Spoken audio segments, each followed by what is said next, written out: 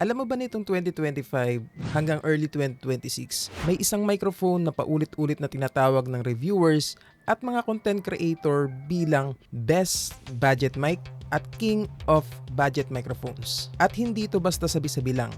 This is Fine AM8. Isa sa top-selling at pinaka-recommended na budget streaming microphone ngayon. Sa presyong nasa $50 to $60, meron ka ng USB at XLR dynamic mic na malakas mag-reject ng ingay or yung noise cancellation nito is sobrang solid at yung sound quality na sobrang taas para sa presyo niya. Pero ang tanong, deserve ba talaga nito ang hype o nadadala lang tayo ng reviews?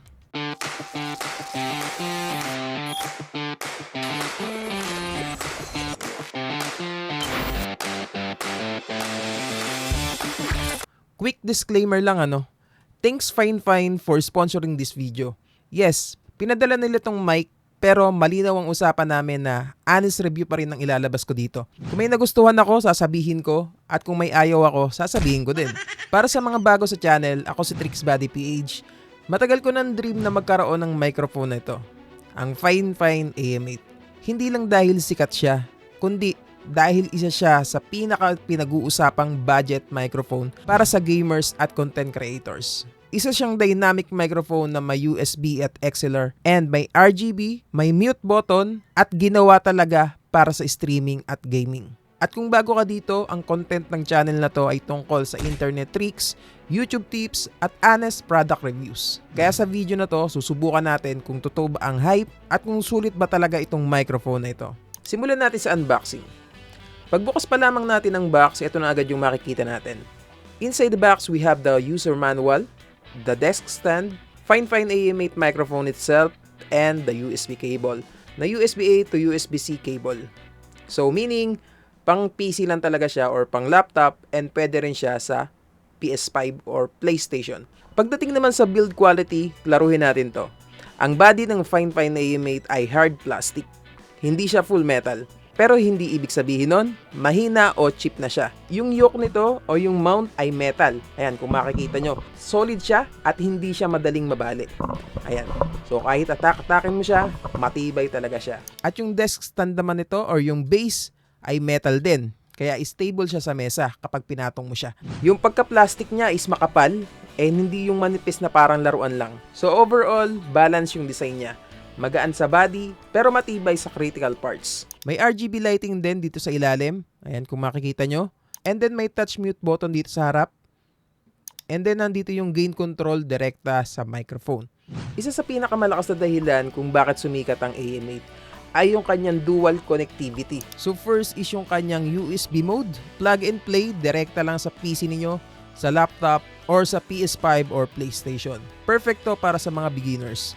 And then, yung second option naman natin or yung second mode is yung XLR mode.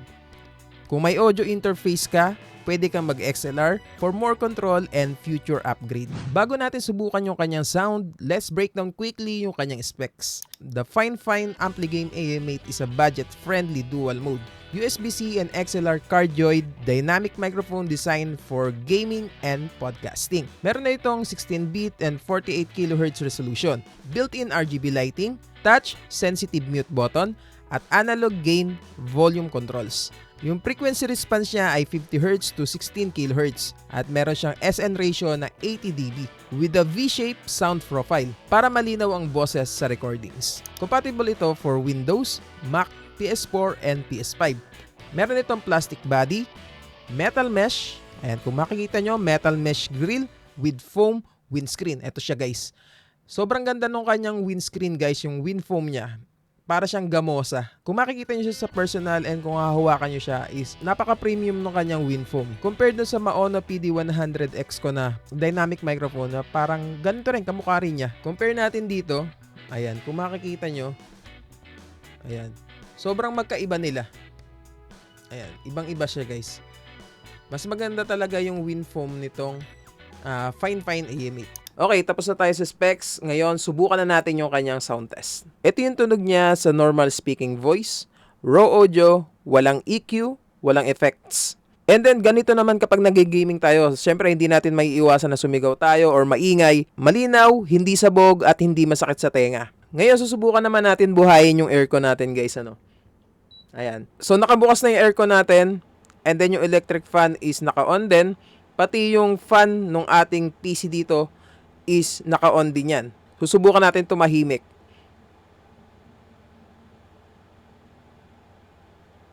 So ano yung masasabi nyo sa sound quality nitong microphone na to? Okay, so patayin na ulit natin yung aircon guys.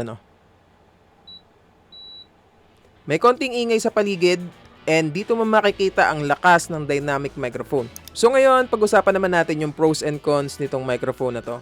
Okay, unang-una yung pros natin is malinaw ang boses, malakas mag-reject ng ingay or yung noise cancellation nito is sobrang solid.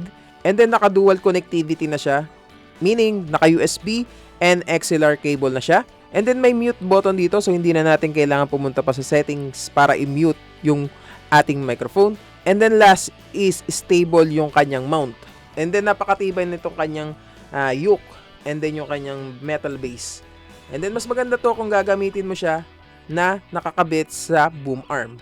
Okay, so kapag boom arm, hindi mo na kailangan ng metal base. And then maipuposition mo siya sa kahit anong angulo na kailangan nyo. Ayan, for example, itong aking Maono microphone na to is nakakabit sa ating Tron Max na boom arm. Ayan, so mailalagay ko siya o may ipoposition ko siya sa kahit anong pwesto na gustuhin ko.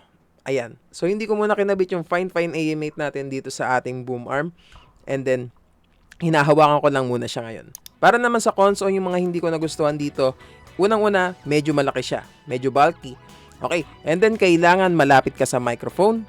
And then yung RGB nito is hindi para sa lahat. Merong mga tao na ayaw ng RGB lighting. And then meron din naman mga tao na gusto ng merong RGB. So, para kanino nga ba ito? Bagay ang fine AM8 kung ikaw ay gamer, streamer, podcaster, content creator, or may maingay na environment.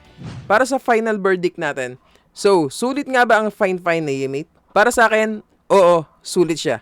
Hindi perfect, pero sobrang solid para sa presyo niya. So kung nagbabalak kang bumili ng streaming microphone, podcasting microphone, or kahit sa content creation na pwede mong gamitin na microphone, fine AM8, ito yung para sa'yo.